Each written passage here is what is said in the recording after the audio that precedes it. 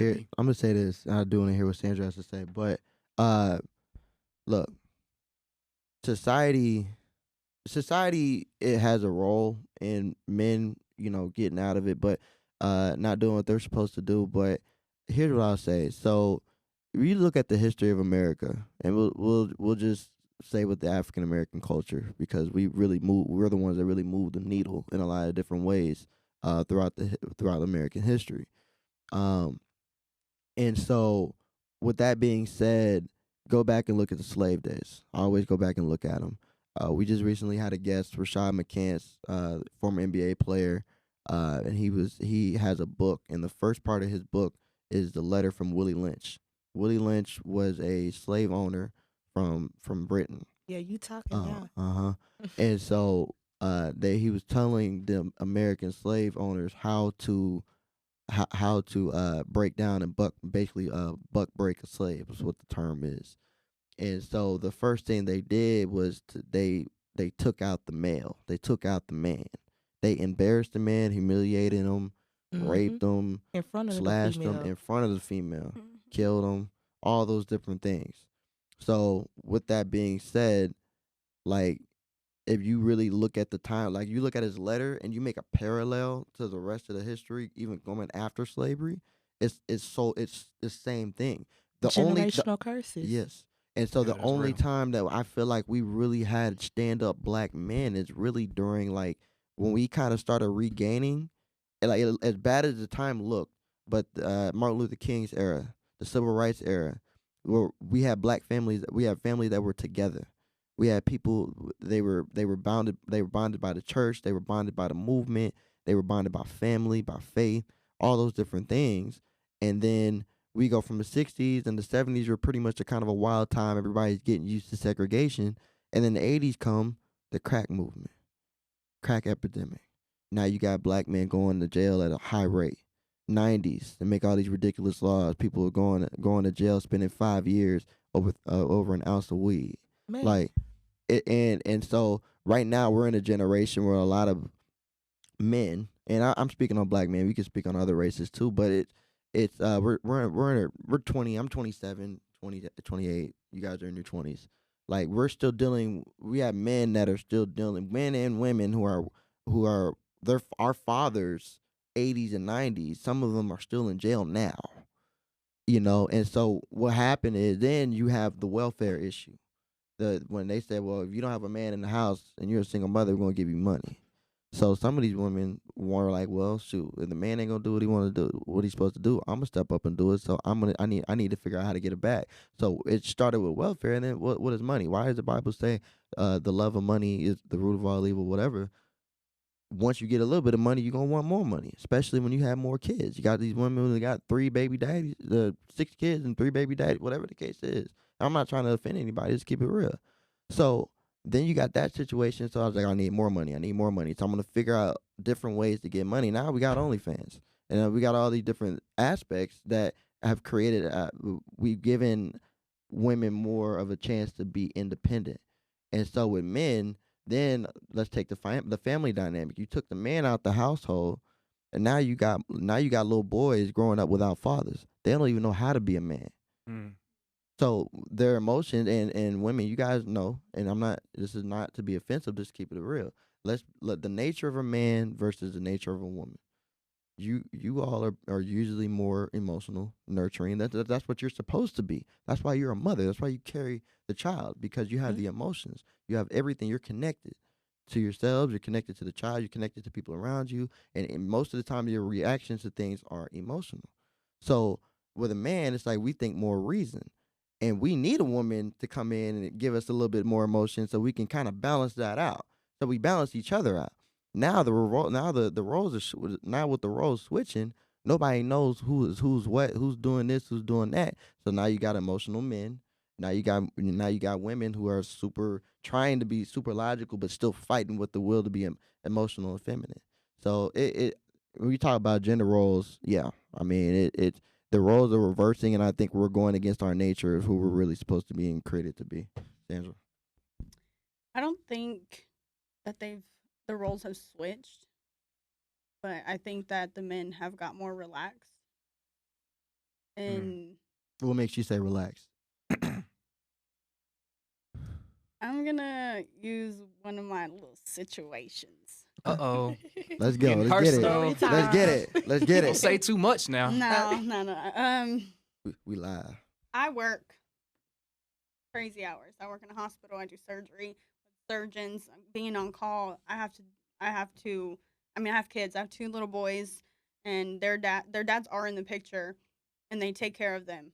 However, they get them 4 days out of the month. I'm there the rest of the time. Right. So I have to make up for that. Right.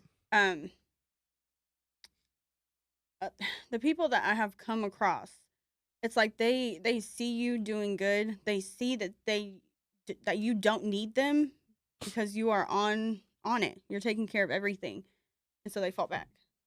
Like, she's got it. She's doing it all.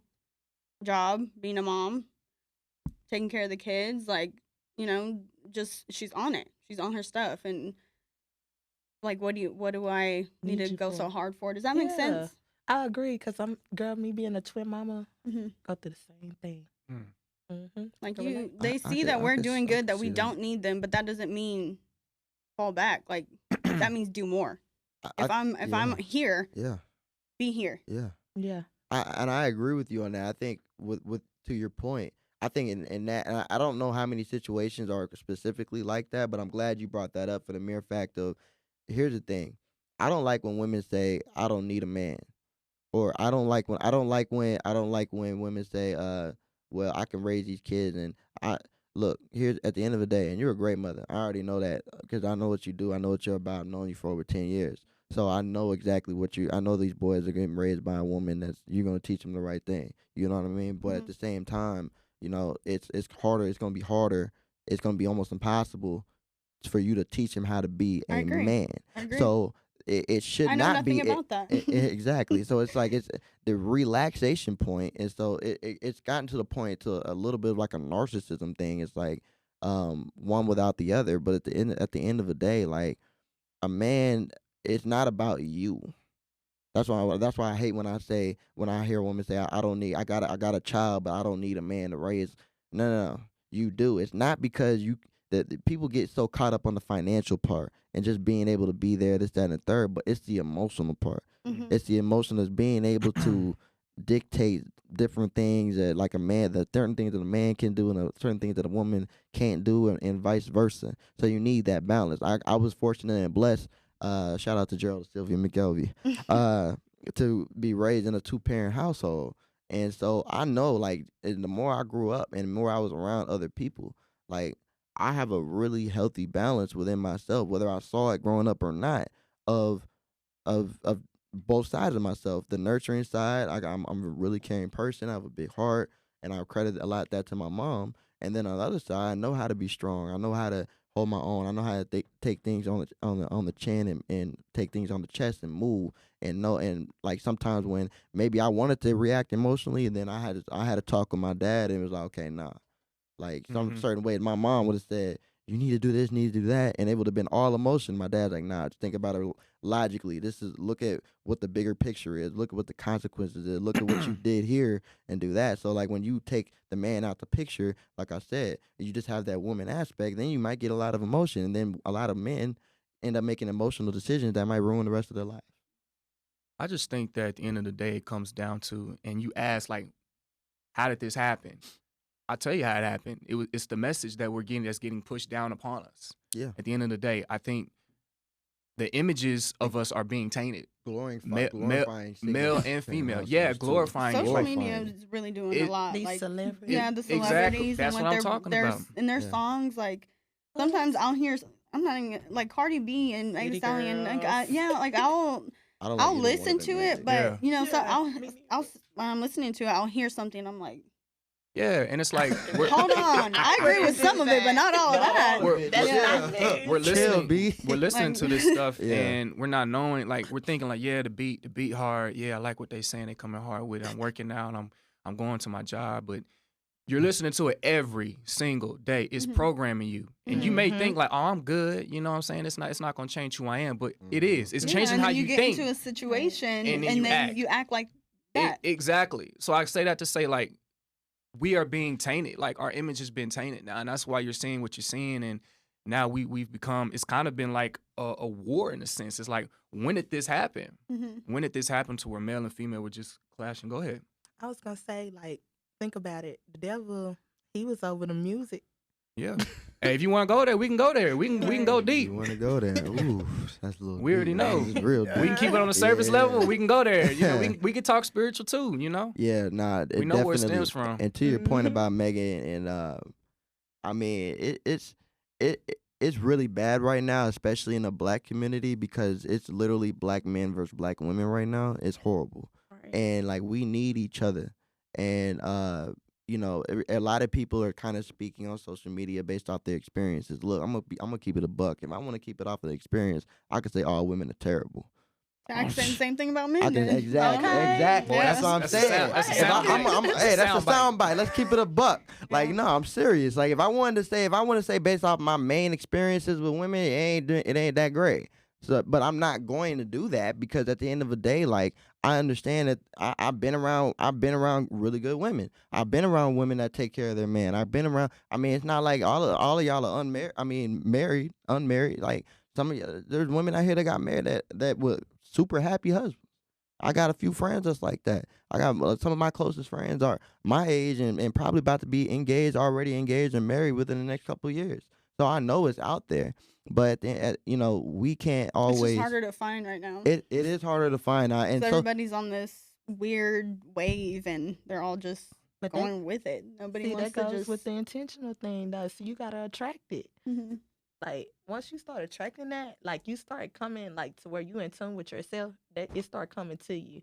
You can't, like, I don't know, like, I wouldn't say that. I wouldn't say that it just comes to you. I can't. I think it has to be a level of discernment, but that discernment is real hard. That's why I said you better God believe gonna that confirm there. it with you. That's Huh? for sure. You said what? God gonna make sure that's confirmed. Well, for that's sure. what I'm saying. Like, you really want to be in prayer, because I mean, if you just out here picking and choosing, trust me, you are going to be wrong.